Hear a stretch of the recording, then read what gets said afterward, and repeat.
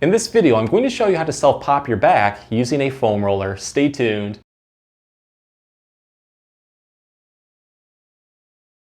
Hey everyone, Dr. Rowe coming to you from SpineCare in St. Joseph, Michigan.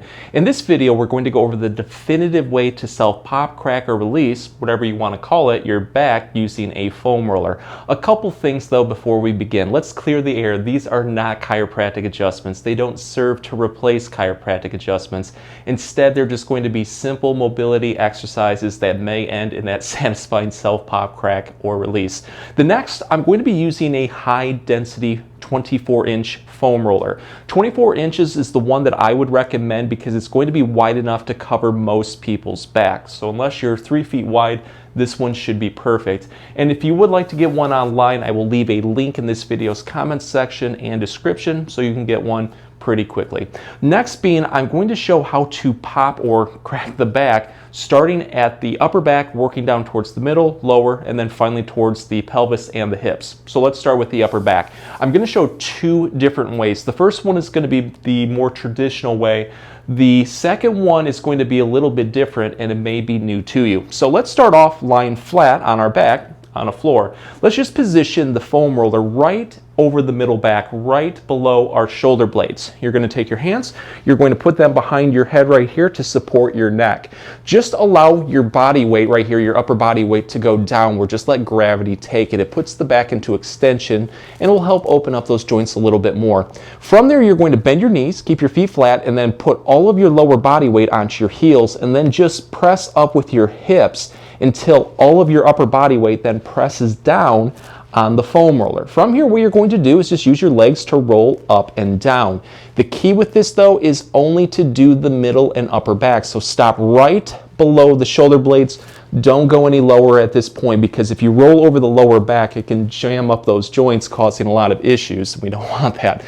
So just roll up and down. This usually feels really, really good. And as I roll up and down, what I try to do is lower my head and shoulders downward towards the floor a little bit to deepen this. And if it is locked up, if your back is locked up, you might get that sudden pop, crack, or release that you're looking for. But just do this roughly about 5 to 10 times. If you find that one certain spot is just the pinpoint spot that is locked up, maybe there's a lot of tightness or pain right there, stop right over that spot. And what you're going to do is now wing your elbows downward, including pressing your head towards the floor, and it will really open up that particular spot.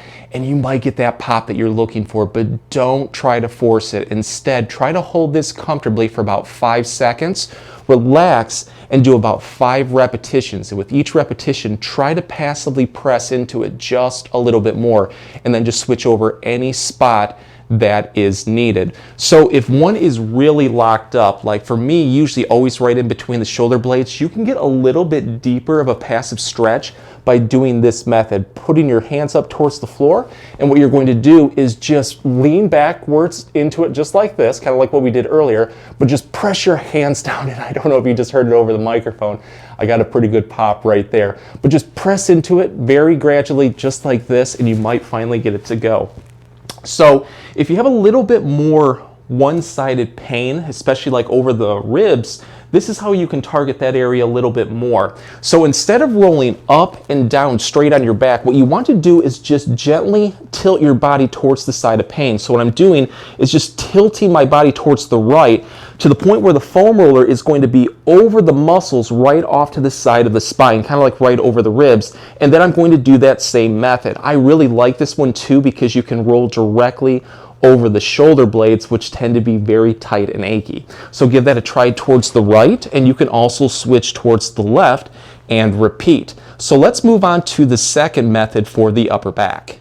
So with this part, we're going to switch it up and put the foam roller vertically down our back. This is where a 24-inch foam roller comes in handy, because what you want to do is rest your head right on one end and then let it run down the length of the back. If your foam roller isn't long enough to support your head and your back, what you can do is just put the foam roller on your back and then place a roll-up towel or pillow underneath your head to help support it. So what we're going to do is get back into our original position like we did earlier, but this time around though, we're going to put our hands straight up towards the ceiling, kind of like having our hands in a clapping position. What you want to do first is just press your hands downward like this towards the floor. opening up the chest and also pinching your shoulder blades on the foam roller. This one usually just opens everything up and you can get some clicks, pops, and releases in the back. I like to hold this one for a second or two, and I just do kind of like a pumping motion like this, just really gradually for about 10 times. And with each repetition, just trying to build into it a little bit more. From there, you can experiment with different positions. What I like to do is a Y position, just like this. Wow, this one really opens up the chest. And again, try to focus on pinching those shoulder blades as much as you can.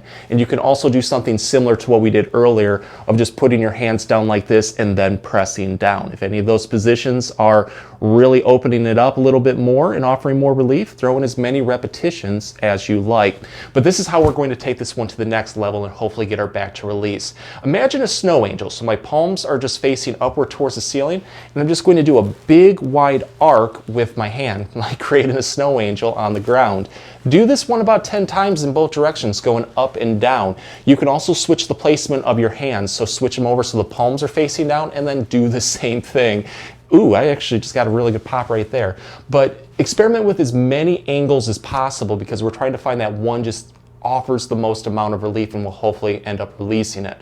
So what you can do next are what are known as swimmers. So swimmers are doing like a big wide circle. It's kind of like a snow angel, but instead we're putting a little bit more of a 3D element in there. So what I would do is start with your palms facing down and then doing it. You can go, you know, I'm assuming this right here would be clockwise and then switching it up and going in the opposite direction and then putting the palms up like this and then doing the same thing. This is actually kind of challenging.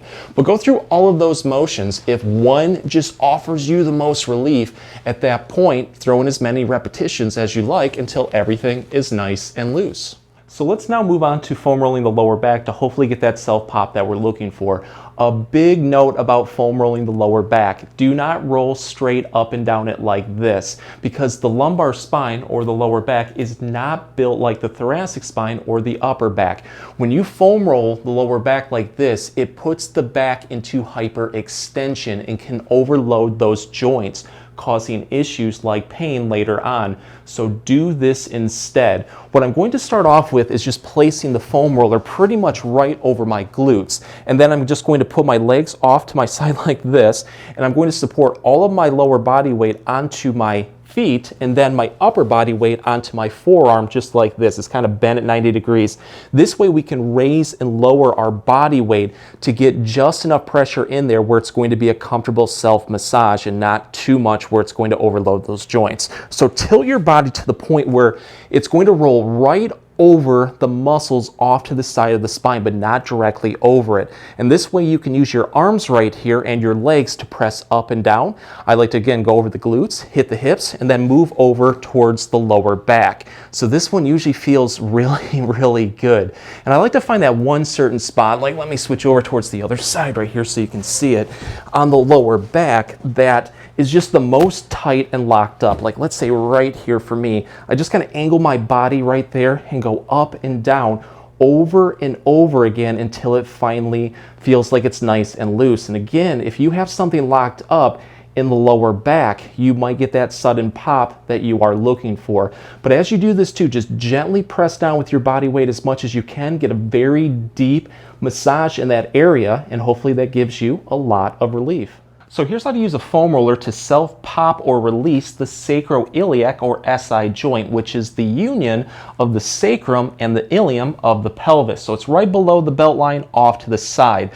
What you're going to do is take your foam roller and place it pretty much right across the pelvis below the belt line, kind of right over the cheeks. And then from there, you're going to take your hands, you can grab the end of the foam roller right here, or just put them off to your side on the floor for support. But you just want to lift your knees straight up towards the ceiling, have them bent roughly at 90 degrees, and I put my legs together. So this is called the sacral roll. What we're going to do is roll or twist with our lower body, moving through our waist through our hips, and lower your knees downward as much as you can. The goal is to position yourself where the foam roller is directly over that sacroiliac joint. So if it is locked up, I mean, it can become very sore, and you're going to know pretty quickly you are over the right spot. So once we are centered and have our body weight over the sacroiliac joint, we're going to hold this and now roll up and down like this. So just kind of wiggle your body weight up and down. this usually feels really good. It's going to help target a lot of glute tightness, which stabilizes the sacroiliac joint. And if it is locked up, you might get a sudden pop, crack, or release in there, but just try to apply enough pressure in there where it's going to be a comfortable self-massage, and then roll up and down for roughly about 10 to 15 seconds. From there, you're going to relax, and then you're just going to repeat this on the other side. Try to do this roughly about 3 to 5 times on both sides, and with each repetition, just challenge yourself to press into it a little bit more, and hopefully you get that self-pop or release that you're looking for. If the exercises help, please support the channel by giving this video a like and maybe subscribing too. If you have any comments or questions, please leave them below. I'll get back to you as soon as I can. Thanks for watching.